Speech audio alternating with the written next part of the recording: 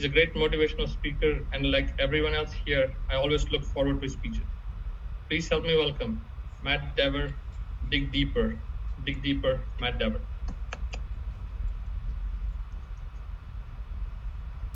April 2020. I was on a Zoom lunch call with a friend. This was early pandemic. Remember back when it started? My friend said, "It's mostly just people with pre-existing conditions dying." Ah, just the old people. Just the sick people. Stop getting so old, Grandma. Stop having those heart attacks, Dad. Now, has anyone had a polarizing conversation on COVID this year?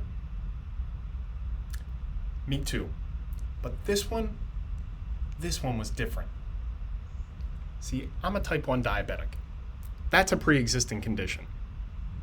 So you might say I'm a bit biased. But as many as 1 in 2 adults have a pre-existing condition. So I was a little mad. But my mind flashed back to when I oversimplified a complex problem, just like my friend. I thought overweight people could just eat less food and exercise more. Then they wouldn't get diabetes. But then one day my friend Big Charles was diagnosed as pre-diabetic. Big Charles is, well, big. Charles looks like a tall Shrek. You know, the big green movie monster? Big shoulders, big face, big belly. But Charles is less green, less grumpy, and he works in information technology. That's right, Shrek in IT. Now imagine walking into a gym. That's where I met Charles. You hear music blaring. You see chalk dust wafting. You feel barbells slamming. Then you see Charles squat a few hundred pounds. Next, Charles slams a medicine ball. Then Charles sprints and sprints and sprints. Charles took my kickboxing classes, and I saw him train like this all the time. Why was he pre-diabetic? I dug deeper because I knew the consequences. The average type 2 diabetic dies 10 years earlier than a non-diabetic. So I asked Charles what he was doing to change. Well, this is how Charles talks. I guess I'll stop drinking so many coffee cooladas. Ah, the coffee coolada. A Dunkin' Donuts drink with 1,000 calories and over 100 grams of sugar. Why was Charles pre-diabetic? Too much sugar, too many calories. Case closed.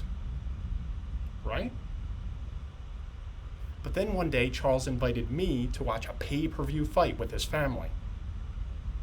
Come to the party with me. We knock on an apartment door.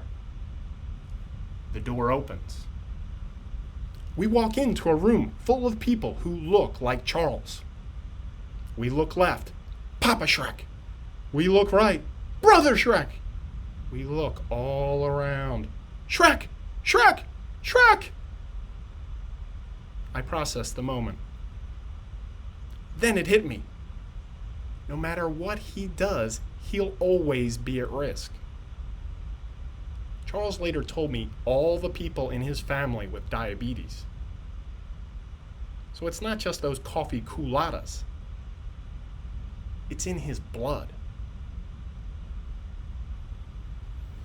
Have you ever felt embarrassed when you realized you were wrong? It's okay. I don't like to admit it either. At that party, I learned the assumptions buried deep in my head. I learned I had a lot more to learn. Friends, we each have blind spots. We're human. We like to simplify things. My challenge for you is dig deeper. Not all the time, just sometimes. You might be thinking, well, which times? How can we dig deeper if we don't even know where to dig? Surround yourself with different people. Different looks, different minds, different values. That's a good place to start. They'll show you where to dig. I learned that from Charles. I learned that from my friend. You see, Charles is no longer pre-diabetic. He stopped the culottes. But to me, the hero in that story is not Charles, and certainly not me, or even Disney paying me to advertise Shrek. It was my friend. Remember him? The "it's mostly people with pre-existing conditions" dying guy?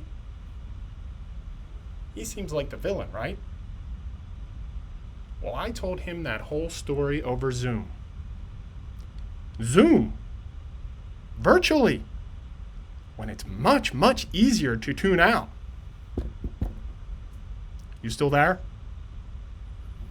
He wasn't concerned about someone like I was with Charles. He wasn't worried about himself, his family, or his friends. But he was still there, listening, learning, and digging deep. Back to you.